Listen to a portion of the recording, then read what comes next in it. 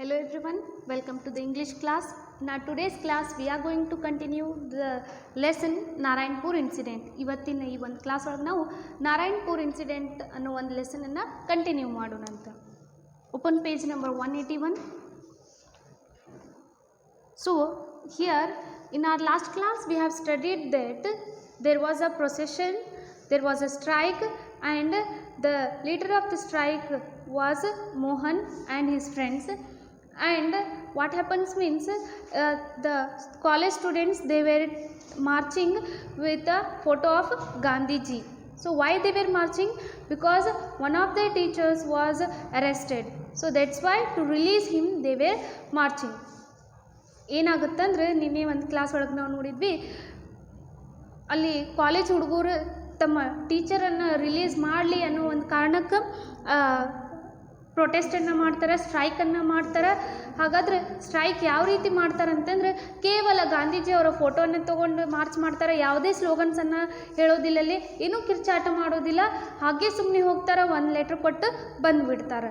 So this is the protest we have seen. ನಾವು what happens, let us see in page number 181, fourth paragraph. The students seemed to be arguing. The rain had lessened now and the police officer took off his hat and ruffled his hair. Once he laughed, showing all his teeth, but the students remained serious. One of them handed him a piece of paper. He took it without glancing at it and nodded. The students turned their backs on him and one of them shouted, "Mahatma Gandhi ji ki jai." The others shouted back loudly and then they briskly marched back the way they had come. So here how they had protested, so they have protested in a silent way without having any slogan. Then what had happened, let us see. The students seemed to be arguing. The rain had lessened now and the police officer took off his hat and ruffled his hair. Now the students were arguing among themselves what to do and what not to do, and the rain is also lessened. There was an officer, he took off his hat and he is ruffling his hair. ನೋಡ್ರಿ, ಮಳೆ ಬರ್ತಾ ಇತ್ತು, ಮಳೆ ಬರಬೇಕಾದ್ರೆ ಅದರದ್ದು ಲಕ್ಷ್ಯ, ಅದರದ್ದು ಗಮನ ಕೊಡಲಾರ್ದ ಹುಡುಗರು ಮಾರ್ಚ್ ಮಾಡ್ತಾ ಹೋಗ್ತಾ ಇರ್ತಾರೆ. ಇನ್ನು ಆ ಒಂದು ಬ್ಯಾರಿಗೇಡ್ಸ್ ಕಡೆ ಬಂದು ನಿಂದಿರ್ತಾರೆ. ಅಲ್ಲಿ ಎಲ್ಲ ಲೀಡರ್ಸ್ ಹುಡುಗರು ಏನಿರ್ತಾರಲ್ಲ, ಕಾಲೇಜ್ ಹುಡುಗರು, ಅವ್ರು ತಮ್ಮಲ್ಲೇ ಆರ್ಗ್ಯೂ ಮಾಡ್ತಾ ಇದ್ದಾರೆ, ಮಾತನಾಡ್ತಾ ಇದ್ದಾರೆ. ಇನ್ನು ಏನು ಮಾಡೋದು ಮುಂದೆ ಅನ್ನೋಷ್ಟ್ರೊಳಗೆ ಅಲ್ಲಿ ಒಂದು ಆಫೀಸರ್ ಇದ್ದಾರೆ. ಅವ್ರು ಏನು ಮಾಡ್ತಾರೆ ಅಂತಂದ್ರೆ ತಮ್ಮ ಹ್ಯಾಟನ್ನು ತೆಗೆದು ತಮ್ಮ ಹೇರ್ಸನ್ನು ಸರಿಪಡಿಸ್ಕೊತಾರೆ. Once he laughed, showing all his teeth, but the students remained serious. Once that officer, so he laughed, showing all of his teeth, but the students, they were serious. ಅವಾಗ ಇವರೆಲ್ಲರನ್ನೂ ನೋಡಿ ಆಫೀಸರ್ ನಗ್ತಾರೆ, ಆದರೆ ಸ್ಟೂಡೆಂಟ್ಸ್ ಅವ್ರು ನೋಡಿ ಯಾವುದೂ response ಮಾಡಲ್ಲ, serious ಆಗಿ ನಿಂದಿರ್ತಾರೆ, ಹುಡುಗರು ಯಾರು ನಗುವುದಿಲ್ಲ. One of them handed him a piece of paper. So among the students, so one of them, he handed a paper to the officer. ಅಷ್ಟರೊಳಗೆ ಎಲ್ಲ ಹುಡುಗರು ಏನು ನಿಂತಿರ್ತಾರಲ್ಲ, ಅವ್ರೊಳಗೆ ಒಬ್ಬರು ಹೋಗಿ ಆ ಆಫೀಸರಿಗೆ ಒಂದು ಪತ್ರವನ್ನು ಕೊಟ್ಟು ಬರ್ತಾರೆ, ಒಂದು ಲೆಟ್ರನ್ನು ಕೊಟ್ಟು ಬರ್ತಾರೆ, ಒಂದು ಪೇಪರನ್ನು ಕೊಟ್ಟು ಬರ್ತಾರೆ. He took it out without glancing at it and nodded. See, that officer, he took it and he didn't glance at it, what the matter was, what is there in that letter, why they are giving the letter, and he nodded his head. ನೋಡ್ರಿ, ಆ ಒಂದು officer ಏನಿರ್ತಾರಲ್ಲ, ಆ ಹುಡುಗ ಕೊಟ್ಟಿರುವಂಥ ಒಂದು ಪೇಪರನ್ನು ತಗೋತಾರೆ. ಅದು ಎದ್ರ ಬಗ್ಗೆ ಕೊಟ್ಟಿದ್ದಾರೆ, ಲೆಟ್ರಲ್ಲಿ ಏನಿದೆ ಅಂತಲೂ ಸಹಿತ ಚೆಕ್ ಮಾಡಲಾರ್ದು ತನ್ನ ತಲೆಯನ್ನು ಅಳಗಾಡಿಸ್ತಾನೆ. ಆಯ್ತಪ್ಪ, ಇನ್ನು ಮುಗೀತು, ಹೋಗು ಅಂಥೇಳಿ ಹೇಳ್ತಾರೆ. ಅವಾಗ ನೋಡ್ರಿ ಸ್ಟೂಡೆಂಟ್ಸ್ ಏನು ಮಾಡ್ತಾರೆ, students turn their backs on him and one of them shouted, "Mahatma Gandhi ji ki jai." See, students, they turned back to move to their home, and one of the students, so he shouted, "Mahatma Gandhi ji ki jai." ಹುಡುಗರು ಇನ್ನು ಆ ಒಂದು ಹುಡುಗ ಏನು ಪತ್ರವನ್ನು ಕೊಟ್ಟು ಬರ್ತಾನಲ್ಲ, ಬಂದ ತಕ್ಷಣ ಎಲ್ಲರೂ ಹುಡುಗರು ಮತ್ತೊಮ್ಮೆ ತಮ್ಮ ಮನೆ ಕಡೆ ಹೋಗ್ಬೇಕಂತ ತಿರುಗಿ ಆ ಹುಡುಗರಲ್ಲಿ ಒಬ್ಬನು ಏನು ಮಾಡ್ತಾನಂತಂದ್ರೆ ಮಹಾತ್ಮ ಗಾಂಧೀಜಿ ಕಿ ಜೈ ಅಂಥೇಳಿ ಜೋರಾಗಿ ಕಿರಿಚ್ತಾನ, ಹೇಳ್ತಾನ. The others shouted back loudly and then they briskly marched back the way they had come.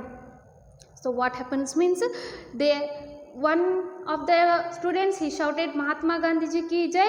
Others followed him and they also shouted Mahatma Gandhi ji ki jai, and after that all the students they moved from there quickly and they reached their house, they reached their home. ನೋಡ್ರಿ ಆ ಹುಡುಗರು ಏನು ಮಾಡ್ತಾರಂತಂದ್ರೆ ಮಹಾತ್ಮ ಗಾಂಧೀಜಿ ಕಿ ಜೈ ಅಂಥೇಳಿ ಒಂದು ಹುಡುಗ ಕೂಗ್ತಾನಲ್ಲ ಅವ್ನ ಹಿಂದೆ ಎಲ್ಲರೂ ಅವ್ನಿಗೆ ರಿಪೀಟ್ ಮಾಡ್ತಾರೆ, ಅವರೂ ಸಹಿತ ಮಹಾತ್ಮ ಗಾಂಧೀಜಿ ಕಿ ಜೈ ಅಂತ ಹೇಳ್ತಾರೆ. ಹಾಗೆ ಯಾವ ರೀತಿ ಬಂದಿರ್ತಾರ ಅದೇ ರೀತಿಯಾಗಿ ತಮ್ಮ ಮನೆಗೆ ಹೋಗ್ತಾರವರು.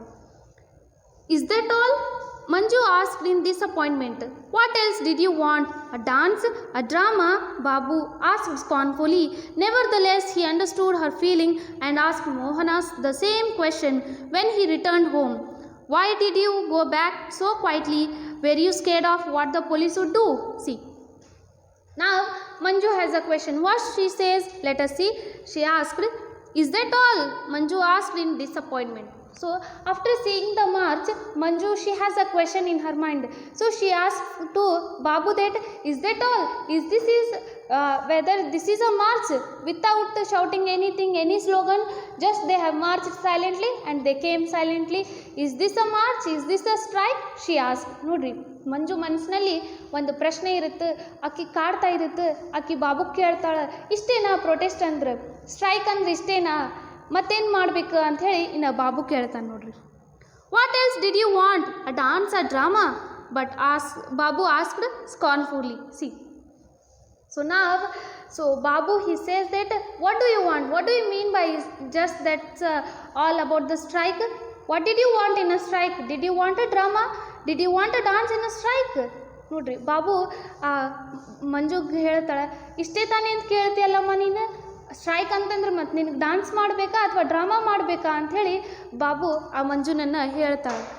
Nevertheless, he understood her feeling and asked Mohan the same question when he returned home. See, but what is there in Babu's mind, in Babu's heart, the same question is there. He understood that Manju is asking a right question and that Babu he asked the same question to Mohana. ನೋಡ್ರಿ Babu ಮನಸ್ಸಲ್ಲೂ same ಪ್ರಶ್ನೆ ಇದೆ, ಅವನಿಗೂ ಸಹಿತ ಆಶ್ಚರ್ಯ ಆಗುತ್ತೆ, strike ಅಂದ್ರೆ ಇಷ್ಟೇ ಅಥವಾ ಇಷ್ಟೇ ತಾನೇ, ಮಾತನಾಡಲಾರ್ದಾಗ ಜೋರಾಗಿ ಯಾವುದೂ ಸ್ಲೋಗನ್ಸ್ಗಳನ್ನು ಹೇಳಲಾರ್ದ ಸುಮ್ಮನೆ ಹೋಗಿ ಪ್ರೊಟೆಸ್ಟ್ ಮಾಡ್ಬೋರೋದು, ಸೊ ಇದು ಸರಿನಾ ಅಂಥೇಳಿ ಅವನ ಮನಸ್ಸಲ್ಲಿ ಒಂದು ಪ್ರಶ್ನೆ ಇರುತ್ತೆ. ಅವ ಏನು ಮಾಡ್ತಾನಂತಂದ್ರೆ ಮೋಹನಿಗೆ ತನ್ನ ಪ್ರಶ್ನೆಯನ್ನು ಕೇಳ್ತಾನೆ. Why did you go back so quietly? Babu says, so why did you protest in a silent way? Why did you go back in silently? ನೀವ್ಯಾಕೆ ಸುಮ್ಮನೆ ಹಾಗೆ ಸೈಲೆಂಟಾಗಿ ಹೋದ್ರಿ ಅಂಥೇಳಿ ಪ್ರಶ್ನೆ ಮಾಡ್ತಾನೆ. Why were you scared of what the police would do you? See, that Babu he was asking a question. So you protested in a silent way because you had fear of police that they would do something to you. ನೋಡ್ರಿ ಬಾಬು ಕೇಳ್ತಾನೆ, ಸೈಲೆಂಟಾಗಿ ಯಾಕೆ ಹೋದ್ರಿ ನೀವು, silent ರೂಪದೊಳಗೆ ಪ್ರೊಟೆಸ್ಟನ್ನು ಯಾಕೆ ಮಾಡಿದ್ರಿ? ಯಾಕಂದ್ರೆ ನಿಮ್ಗೆ ಪೊಲೀಸರದ್ದು ಹೆದರಿಕಿತ್ತ, ಅವ್ರು ನಿಮ್ಗೆ ಏನಾದರೂ ಮಾಡ್ತಾರ ಅನ್ನೋ ಒಂದು ಹೆದರಿಕಿತ್ತ ನಿಮ್ಮ ಮನಸ್ಸಿನಲ್ಲಿ ಅಂಥೇಳಿ ಮೋಹನಿಗೆ ಬಾಬು ಪ್ರಶ್ನೆ ಕೇಳ್ತಾನೆ. Mohan seemed immensely pleased with himself, scared not in the least. We had planned it this way. We knew they would stop us at the gate. We knew they expected us to protest and be violent. Oh yes, they wanted us to do that so that they could beat us up and haul us away to jail. But we are not prepared to go to jail, not as yet. Anyway, not until we have given them much more trouble. And so we decided we would give them no chance at all. What was the point then? Babu asked. While Manju listened earnestly, her chin cupped her in her hands. It's like a declaration of war. We have told this is war for us and you are the enemy. You don't start a war without first declaring your intentions, do you? So Mohan is giving answer to Babu's question. Mohan is saying why they have marched in a silent way. So he is giving explanation about his protest. Mohan tana ತಮ್ಮನನ್ನು ಬಾಬುನನ್ನು ಆ ಒಂದು protest silent ರೂಪದೊಳಗೆ ಯಾಕೆ ಮಾಡಿದ್ದಾರೆ ಅಂಥೇಳಿ clarification ಕೊಡ್ತಾರೆ, ಹೇಳ್ತಾರೆ. ಏನು ಹೇಳ್ತಾರೆ ನೋಡ್ರಿ. Mohan seemed immensely pleased with himself, scared not in the least. See, Mohan, when Babu asked, you had fear of police, then that Mohan said, fear, scared? No, we didn't scared that policeman. Babu ಕೇಳಿದಾಗ ನೀವು ಹೆದರಿದ್ದೀರಾ ಪೊಲೀಸರನ್ನ ನೋಡಿ ಅಂತ ಹೇಳಿದಾಗ ಮೋಹನಿಗೆ ಸಂತೋಷ ಆಗುತ್ತೆ. ನಾವು ಹೆದರ್ಬೇಕು ಆ ಪೊಲೀಸರಿಗೆ, ನಾವ್ಯಾಕೆ ಹೆದರ್ಬೇಕು ಅವ್ರನ್ನ ಅಂತ ಹೇಳ್ತಾನೆ. We have planned it this way, so we have planned a silent march. ನಾವು ಈ ರೀತಿಯೇ ಸೈಲೆಂಟ್ ಮಾರ್ಚ್ ಮಾಡೋದನ್ನು ಪ್ಲ್ಯಾನ್ ಮಾಡಿದ್ವಿ ಅಂತಾನೆ. We knew they would stop us at the gate.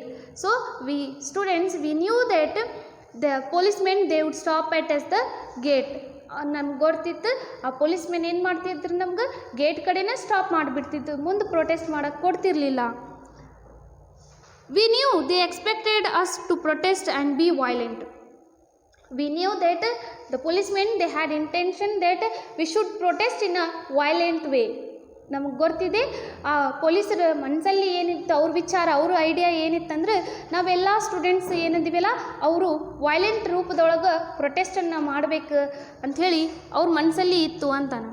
O yes, they wanted us to do that so that they could beat us up and haul us away to jail. See, they wanted that we should protest in a violent way because they would catch us, they would beat us and they would take us to the jail.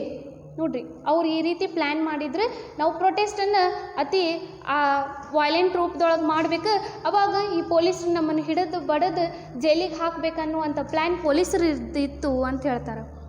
But we are not prepared to go to jail, not as yet anyway. So Mohan says that now we are not prepared, at this moment we are not prepared to go to jail. ಈ ಸಮಯಕ್ಕೆ ನಾವು ಜೈಲ್ಗೆ ಹೋಗೋಕೆ ready ಇಲ್ಲ, ನಾವು prepare ಆಗಿಲ್ಲ ಅಂಥೇಳಿ ಮೋಹನ ಬಾಬುಗೆ ಹೇಳ್ತಾನೆ. Not until we have given them much more trouble. See, we will not move to the jail until we will not trouble more to them, to the Britishers, to the police officers. ನೋಡ್ರಿ, ಎಲ್ಲಿ ತನಕ ನಾವು ಅವರನ್ನು trouble ಮಾಡೋದಿಲ್ಲ, ತೊಂದರೆಯನ್ನು ಕೊಡೋದಿಲ್ಲ, ಅಲ್ಲಿ ತನಕ ಅವ್ರು ನಮ್ಮನ್ನು ಜೈಲಿಗೆ ಹಾಕೋದಿಲ್ಲ ಅಂತ ಹೇಳ್ತಾರೆ. And so we decided we would give them no chance at all. And ನಾವ್ we have decided that we will not give any chance to the police officers to take us to the jail. ನೋಡ್ರಿ, ನಾವು ಆ ಪೊಲೀಸರಿಗೆ ಒಂದೂ chance ಕೊಡಲ್ಲ ಅವ್ರು ನಮ್ಗೆ jail ಒಳಗೆ ಹಾಕಲಿಕ್ಕೆ. What was the point then? Babu asked. See, then Babu said, then what is the point? What is the reason you marched in a silent way? ಹಾಗಾದರೆ ನಿಮಗೆಲ್ಲ ಗೊತ್ತಿದ್ರು ಸಹಿತ ಆದರೆ ಈ ಸೈಲೆಂಟ್ ರೂಪದೊಳಗೆ ಮಾರ್ಚ್ ಯಾಕೆ ಮಾಡಿದ್ರಿ ನೀವು ಅಂಥೇಳಿ ಪ್ರಶ್ನೆ ಕೇಳ್ತಾನೆ. While Manju listened earnestly, her chin cupped in her hands. See, in a curious way that Manju, she is listening what her brothers are talking. ಆಶ್ಚರ್ಯಕರವಾಗಿ ಕುತೂಹಲದಿಂದ ಆ ಮಂಜು ತನ್ನ ಅಣ್ಣಂದಿರು ಏನು ಮಾತನಾಡ್ತಾ ಇದ್ದಾರ ಅದನ್ನು ಕೇಳಿಸ್ಕೊಳ್ತಾ ಇದ್ದಾಳೆ ಅವಳು. It's like a declaration of war. C, Mohan says that so what we have done, it's like a declaration of war. ನಾವು ಏನು ಮಾಡಿ ಬಂದೀವಲ್ಲ, ಈಗ ಪೇಪರನ್ನು ಕೊಟ್ಟು ಬಂದೀವಿ, ಅದು ಒಂದು ಡಿಕ್ಲರೇಷನ್ ಆಗಿದೆ, ಯುದ್ಧದ ಒಂದು ಡಿಕ್ಲರೇಷನ್ ಆಗಿದೆ ಅಂತ ಹೇಳ್ತಾರೆ. We have told them this is war for us and you are the enemy. See, we have told that indirectly this is a war and you are our enemy. ನಾವು ಅವ್ರಿಗೆ ಹೇಳಿದ್ವಿ ಇದು ಒಂದು ಯುದ್ಧ, ಇದ್ರೊಳಗೆ ನೀವು ನಮ್ಮ ಶತ್ರುಗಳು ಅಂಥೇಳಿ ನಾನು ಅವ್ರಿಗೆ ಹೇಳಿದ್ದೀನಿ ಅಂತಾರೆ. You don't start a war without first declaring your intentions, do you? So here he says that before waging a war against someone, against your enemy, you have to give an intimation to your enemy, you have to declare.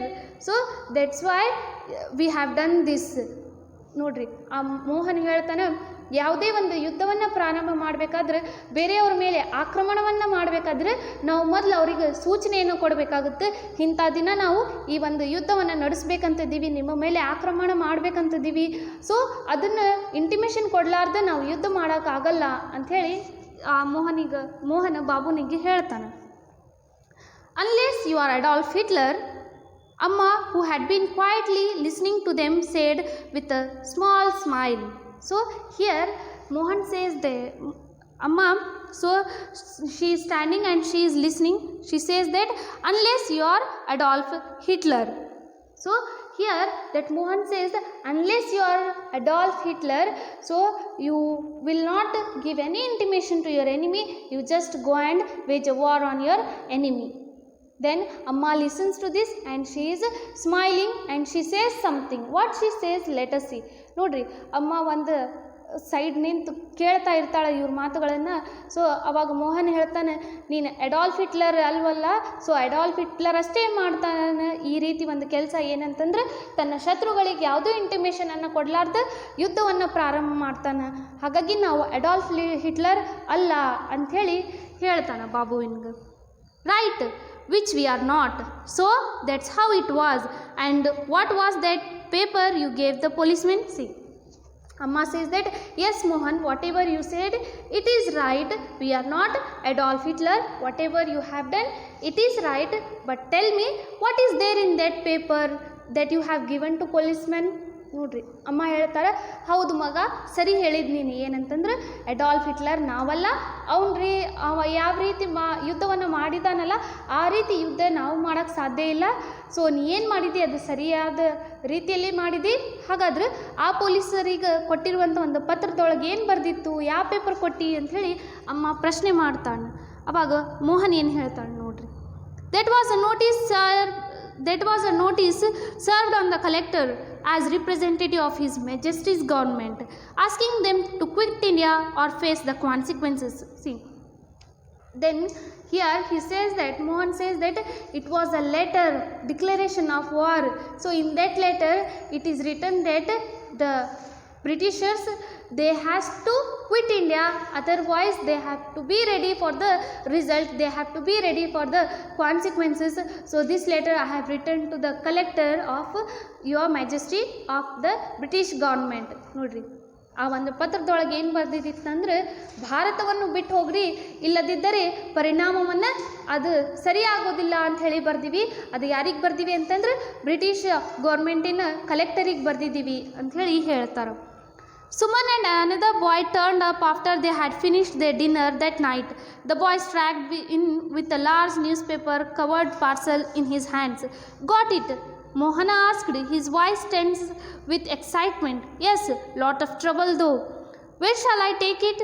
Here, let me help you. My room. Okay, Amma. No, I think the puja room is better. A light there will look more normal. Right as usual, Amma. The puja room. Then the boy went away after a whispered conversation with Suman. Then Suman, Amma and Mohan went into the small puja room. Babu and Manju stared curiously over their shoulders at mysterious parcel which turned out to be a cyclostyling machine. So here Suman, so she comes with someone, and what she brings in that covered parcel, let us see. Suman and other boy turned up after they had finished their dinner that night. So Suman and another boy, they came to Mohan's house after dinner. ಅವತ್ತು ರಾತ್ರಿ ಸುಮನ್ ಮತ್ತು ಅವ್ರ friend ಇನ್ನೊಬ್ರು ಯಾರು ಇರ್ತಾರಲ್ಲ ಅವರು ಮೋಹನ್ ಅವ್ರ ಮನೆಗೆ ಬಂದಿದ್ದಾರೆ.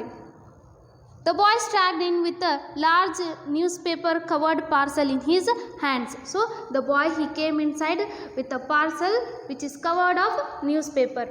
ಆ ಹುಡುಗ ತನ್ನ ಕೈಯಲ್ಲಿ ಒಂದು ಪಾರ್ಸಲ್ ಹಿಡ್ಕೊಂಡು ಬಂದಿರ್ತಾನೆ. ಆ ಪಾರ್ಸಲ್ ಎದರಿಂದ ಕವರ್ ಆಗಿದೆ, ಅದು ನ್ಯೂಸ್ ಪೇಪರ್ಲಿಂದ ಕವರ್ ಆಗಿದೆ. Got it? Mohan asked, his voice tense with excitement. See, now that Mohan is asking a question. Got it?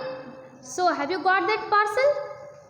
Mohan ಆ ಹುಡುಗನಿಗೆ ಕೇಳ್ತಾನೆ, ಹಾಗಾದ್ರೆ ನಿಮ್ಗೆ ಆ ಪಾರ್ಸಲ್ ಸಿಕ್ತಾ ಅಂಥೇಳಿ ಎಕ್ಸೈಟ್ಮೆಂಟ್ ಒಳಗೆ ಕೇಳ್ತಾನೆ. Yes, lot of trouble though. Where shall I take it? See, now here that question, so that boy, he says that, so after lot of trouble I have took this parcel, he says. ನೋಡ್ರಿ, ಎಷ್ಟೋ ತೊಂದರೆಗಳಿಲ್ಲಿಂದ್ರೆ ನಾ ಈ ಒಂದು ಪಾರ್ಸಲನ್ನು ತಂದಿದ್ದೀನಿ ಅಂಥೇಳಿ ಹೇಳ್ತಾನೆ. ಆಮೇಲೆ ಎಲ್ಲಿಡಲಿ ಇದು, where shall I keep? He ask. Here, let me help you. My room. Okay, Amma? So here, so that Mohan, he says that, let me help you take to my room. Mohan ಹೇಳ್ತಾನೆ, ನನ್ನ ರೂಮಿಗೆ ತೊಗೊಂಡು ಹೋಗೋಣ ಬಾ ಅಂಥೇಳಿ ಅಮ್ಮ ಕೇಳ್ತಾನೆ. ಸರಿನಾ ಅಮ್ಮ, ನನ್ನ ರೂಮಲ್ಲಿ ಇಡೋಣ ಅಂದಾಗ, no, I think pooja room is better. Then amma says that, no, take the parcel to the Pooja room. ಅಮ್ಮ ಹೇಳ್ತಾರೆ, ಆ ಪಾರ್ಸಲನ್ನು ಪೂಜಾ ರೂಮಿಗೆ ತೊಗೊಂಡು ಹೋಗ್ರಿ ಅಂತಾರೆ. A light there will look more normal. So there is a light which looks very normal. ಅಲ್ಲಿ ಒಂದು ಲೈಟ್ ಏನಿದೆಯಲ್ಲ ಅದು ನಾರ್ಮಲ್ ಆಗಿದೆ, ಯಾರಿಗೂ ಡೌಟ್ ಬರೋದಿಲ್ಲ. ಸೊ ಹಾಗಾಗಿ ಪೂಜಾ ರೂಮಿಗೆ ತೊಗೊಂಡು ಹೋಗೋಣ ಅಂತಾರೆ. No, I think the Pooja room, sorry, right, as usual amma, the puja room. Then Mohan says, right, so whatever you say it's right. Then it is decided that we will take this parcel to the puja room. ಹಾಗಾದ್ರೆ ಸರಿ ಆಯ್ತಮ್ಮ, ಈ ಒಂದು ಪಾರ್ಸಲನ್ನು ನಾವು ಪೂಜಾ ರೂಮ್ನಲ್ಲಿ ಇಡೋಣ ಅಂತ ಹೇಳ್ತಾರೆ. The boy went away after a whispered conversation with Suman. So the boy who had come with the parcel, he had a conversation with Suman and he goes back. ನೋಡ್ರಿ, ಆ ಹುಡುಗ ಯಾರು ಸುಮನ್ ಜೋಡಿ ಬಂದಿರ್ತಾನಲ್ಲ, ಅವ ಸುಮನ್ ಜೋಡಿ ಮಾತನಾಡಿ ಮನೆಗೆ ಹೋಗ್ತಾನೇನು. Then Suman, Amma and Mohan went into the small puja room. Afterwards what happened means Mohan, Suman and Amma, they all went into puja room. Mohan, Suman ಮತ್ತು ಅಮ್ಮ ಇವ್ರು ಕೂಡಿ ಒಂದು ಪೂಜಾ ರೂಮ್ ಏನಿದೆಯಲ್ಲ ಅಲ್ಲಿಗೆ ಹೋಗ್ತಾರೆ. Babu and Manju stayed curiously over their shoulders at mysterious parcel which turned out to be a cyclo-styling machine. Whereas now Babu and Manju, they are staring at that machine, they are staring at that parcel curiously that it is a cyclo-styling machine. ನೋಡ್ರಿ, ಇಬ್ಬರು ಬಾಬು ಮತ್ತು ಮಂಜು ದಿಟ್ಟಿಸಿ ಆ ಪಾರ್ಸಲನ್ನು ನೋಡ್ತಾ ಇರ್ತಾರೆ. ಏನಪ್ಪ, ಏನಿರ್ಬೋದು ಈ ಪಾರ್ಸಲ್ನಲ್ಲಿ ಅಂತಂದು ಆಮೇಲೆ ಅವ್ರಿಗೆ ಗೊತ್ತಾಗುತ್ತೆ ಆ ಪಾರ್ಸಲ್ನಲ್ಲಿ ಏನಿದೆ, ಸೈಕ್ಲೋ ಸ್ಟೈಲಿಂಗ್ ಮಷೀನ್ ಇದೆ. Babu, Mohan said as they settled down to work, sit out in the front room and keep watch. Notary. So now here Mohan, so he orders Babu. What he says, Babu, Mohan said as they settled down to work, sit out in front room and keep watch. So now Mohan, he asked Babu to sit in front room and have a watch. ನೋಡ್ರಿ, ಬಾಬು ಇನ್ನೇನು ತನ್ನ ಕೆಲಸವನ್ನು ಮಾಡ್ತಾ ಇರ್ತಾನೆ, ಅವಾಗ ಮೋಹನ್, ಬಾಬು ನೀನು front ರೂಮಲ್ಲಿ ಕುಂತು ಅಲ್ಲಿ ವಾಚ್ ಮಾಡು, ಯಾರಾದರೂ ಬರ್ತಾ ಇದ್ದಾರೇನೋ ಅನ್ನೋದನ್ನು ನನಗೆ ಹೇಳಿ ನೀನು ಅಂತ ಹೇಳ್ತಾರೆ. Give us a warning if any one seems to coming to our house. So Babu, sit in that front room and you should warn us if any one comes to our house. ಅಲ್ಲಿ ಕೂತು ಯಾರಾದರೂ ಬಂದ್ರಂದ್ರೆ ನಮ್ಗೆ ನೀನು warning ಮಾಡಬೇಕು, ಎಚ್ಚರಿಕೆಯನ್ನು ಕೊಡಬೇಕು ಯಾರು ಬಂದಿದ್ದಾರೆ ಅಂತಂದು. Manju, go to bed or else, he went on, noticing her crestfallen face. You sit here in the hall and pass on Babu's warning to us. See, now so that one, he says to Manju, go and sleep, otherwise. So he is trying to speak, he is trying to continue, but he saw that innocent, disappointed face of Manju and he says that you sit here only and you pass the warning of Babu to us. ನೋಡ್ರಿ, ಇನ್ನು ಬಾಬುಗೆ ಒಂದು ಕೆಲಸ ಕೊಟ್ಟ ನಂತರ ಮೋಹನ್ ಏನು ಮಾಡ್ತಾನಂತಂದ್ರೆ ಮಂಜುಗೆ ಬೆದರಿಸ್ತಾ ಇರ್ತಾನೆ. ಮಂಜು, ಇನ್ನು ಮಲ್ಕು ಹೋಗಿ, ಇಲ್ಲಾಂದ್ರೆ ನೋಡು ಅಂತ ಹೇಳ್ತಿರ್ತಾನೆ. ಮತ್ತೊಮ್ಮೆ ಅಕ್ಕಿ ಮುಖವನ್ನು ನೋಡ್ತಾನೆ, ಮುಗ್ಧವಾಗಿರುವಂಥ ಮುಖ, ನಿರಾಶವಾಗಿರುವಂಥ ಒಂದು ಮುಖವನ್ನು ನೋಡಿ, ಮಂಜು ನೀ ಏನು ಮಾಡು, ನೀನು ಸಹಿತ ಈ ರೂಮಲ್ಲಿ ಕೂತ್ಕೊಳ್ಳು. ಸೊ ಬಾಬು ಏನಾದರೂ ವಾರ್ನಿಂಗ್ ಕೊಟ್ಟನಂತಂದ್ರೆ ಆ ವಾರ್ನಿಂಗ್ ನೀ ನಮಗೆ ತಲುಪಿಸು ಅಂಥೇಳಿ ಮಂಜುಗೆ ಒಂದು ಕೆಲಸವನ್ನು ಕೊಡ್ತಾನೆ. Babu sat outside, alert and attentive. He felt a thickening in his throat. It was beginning. At last he was doing something. What a pity, Gopya.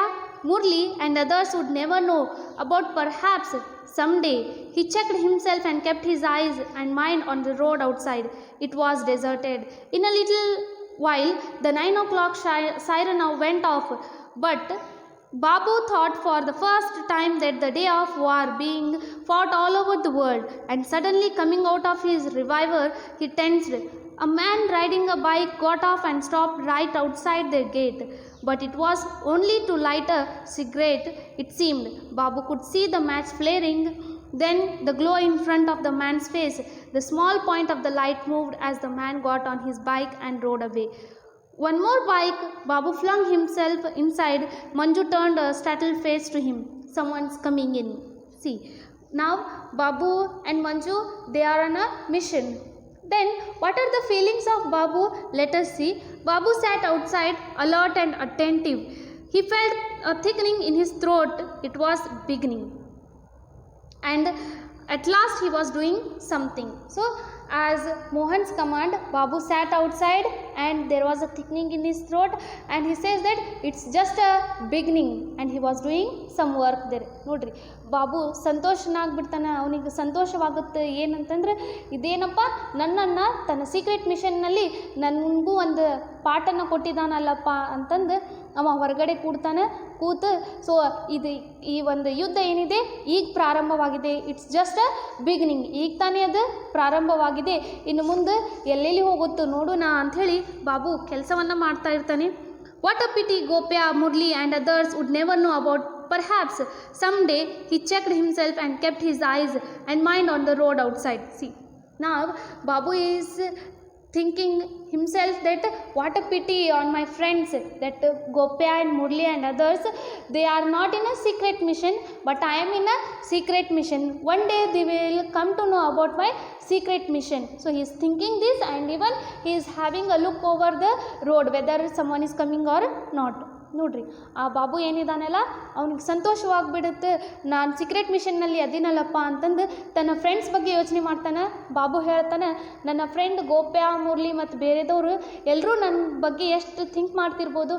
ಮುಂದೆ ಅವ್ರಿಗೆ ಗೊತ್ತಾದಾಗ ನಾ ಒಂದು ಸೀಕ್ರೆಟ್ ಮಿಷನ್ದೊಳಗೆ ಅದೀನಿ ಅಂತಂದ್ರೆ ನನ್ನ ರೆಸ್ಪೆಕ್ಟ್ ಹೆಚ್ಚಿಗೆ ಆಗುತ್ತೆ ಅಂಥೇಳಿ ಆ ವಿಚಾರವನ್ನು ಮಾಡ್ತಾನೆ. ಪಾಪ ಗೋಪ್ಯ, ಮುರಳಿ ಅವರಿಗೆ ಈ ಚಾನ್ಸ್ ಸಿಗಲಿಲ್ಲಲ್ಲ, ಈ ಎಲ್ಲ ವಿಚಾರನೂ ಮಾಡ್ತಾ ಇರ್ತಾನೆ. ಜೊತೆಗೆ ಯಾರು ಬರ್ತಾ ಇದ್ದಾರೆ ಅನ್ನೋದನ್ನು ಆ ಒಂದು ಬಾಬು ನೋಡ್ತಾ ಇರ್ತಾನೆ. It was deserted, so there was no one in that area. Outside there was no one. ಹೊರಗಡೆ ಯಾರೂ ಇರಲಿಲ್ಲ. In a little while the 9 o'clock siren went off. So there was a 9 o'clock siren. ಇನ್ನು 9 ಗಂಟೆಯ siren ಆಗುತ್ತೆ. Babu thought for the first time that the day of war being fought all over the world. So when Babu heard that 9 o'clock siren, he thought that for the first time he thought that now the war is beginning. So it is the beginning of war all over the world. ನೋಡ್ರಿ, ಆ ಒಂದು siren ಕೇಳಿದ ತಕ್ಷಣ ಬಾಬು ಹೇಳ್ತಾನೆ, ಇಡೀ ಜಗತ್ತಿನಲ್ಲಿ ಈ siren ಸೌಂಡ್ಲಿಂತ ನನಗೇನು ತಿಳಿದು ಬರ್ತಾ ಇದೆ, ಇಡೀ ಜಗತ್ತಿನಲ್ಲಿ ಯುದ್ಧ ಪ್ರಾರಂಭವಾಗಿದೆ ಅಂಥೇಳಿ ಅನ್ಕೊತಾನೆ. And suddenly coming out of his reverie, he tensed. A man riding a bike got off and stopped right outside their gate. See what happens means, so he is in his imagination, suddenly he came out and he saw that there is someone and he is on a bike and he stopped there at the gate outside. ನೋಡ್ರಿ, ಬಾಬು ತನ್ನ ಆಲೋಚನೆಯಲ್ಲಿ ಇರ್ತಾನೆ, ಯೋಚನೆ ಮಾಡ್ತಾ ಇರ್ತಾನೆ, ಇದು ಒಂದು ಯುದ್ಧ ಆಗಿದೆ, ಇದು ಪ್ರಾರಂಭ ಆಗ್ತಾ ಇದೆ, ನಾ ಅದರೊಳಗೆ ಒಂದು ಪಾತ್ರ ವಹಿಸ್ತಾ ಇದ್ದೀನಿ ಅಂತ ಯೋಚನೆ ಮಾಡ್ತಾ ಇರ್ತಾನೆ. ಅಷ್ಟರೊಳಗೆ ಒಂದು ಬೈಕ್ ಸೌಂಡ್ ಬರುತ್ತೆ ಅವನಿಗೆ. ಆ ಬೈಕ್ ಮೇಲೆ ಒಬ್ಬರು ಯಾರೋ ಬಂದಿರ್ತಾರೆ. ಅವ್ರು ಬಂದು ಬಾಬು ಅವರ ಗೇಟ್ ಮುಂದೆ ತನ್ನ ಬೈಕನ್ನು ಸ್ಟಾಪ್ ಮಾಡ್ತಾರೆ. But it was only to light a cigarette it seemed. Babu could see the match flaring, then the glow in front of the man's face. See, now that man who stopped his bike in front of Babu's gate, so he just came to lit his cigar. After lighting his cigar, he went back. ನೋಡ್ರಿ, ಬಾಬು ಅವ್ರ ಮನೆ ಕಡೆ ಬಂದು ನಿಂತಿರುವಂಥ bike. So ಆ ಮನುಷ್ಯ ಏನು ಮಾಡ್ತಾನೆ ಅಂತಂದ್ರೆ ಸಿಗರೇಟನ್ನು ಸೇರ್ಲಿಕ್ಕೆ ಎಷ್ಟೋ ಬಂದಿರ್ತಾನೆ. ಸೊ ಸಿಗರೇಟನ್ನು ಲಿಟ್ ಮಾಡಿ ಅವ ಮತ್ತೆ ವಾಪಸ್ ಹೋಗ್ತಾನೆ. The small point of light moved as the man got on his bike, rode away. So after lighting a cigar, after having that cigar, so he went off from there. ಆ ಒಂದು ಸಿಗಾರನ್ನು lit ಮಾಡಿದ ನಂತರ, ಆ ಸಿಗಾರನ್ನು ಸೇರಿದ ನಂತರ ಆ ಮನುಷ್ಯ ಏನು ಮಾಡ್ತಾನೆ ಅಂತಂದ್ರೆ ಅವ್ರ ಗೇಟ್ಲಿಂತ್ರ ಮತ್ತೆ ಮುಂದೆ ಹೋಗಿಬಿಡ್ತಾನೆ. One more bike. Babu flung himself inside. So there was one more bike and now this time so Babu ran inside. ನೋಡ್ರಿ, ಈಗ ಮತ್ತೊಂದು ಬೈಕ್ ಬಂದು ಅವ್ರ ಮನೆ ಕಡೆ ನಿಂತಿದೆ. ಈಗ ಬಾಬು ಓಡಿ ಮನೆ ಒಳಗೆ ಹೋಗ್ತಾನೆ. Manju turned a startled face to him. Someone's coming in. So Manju, she saw, so in fear she saw to Babu what's going on. Then Babu says that someone is coming in. ಮಂಜು ಹೆದರಿ ಬಾಬು ಕಡೆ ನೋಡ್ತಾಳೆ. ನೋಡಿದಾಗ ಬಾಬು ಹೇಳ್ತಾನೆ, ಯಾರೋ ಮನೆಗೆ ಬಂದಿದ್ದಾರೆ ಅಂಥೇಳಿ ಮಂಜು ಈಗ ಬಾಬು ಹೇಳ್ತಾನೆ. So this is all about the today's class. I hope you have understood the class.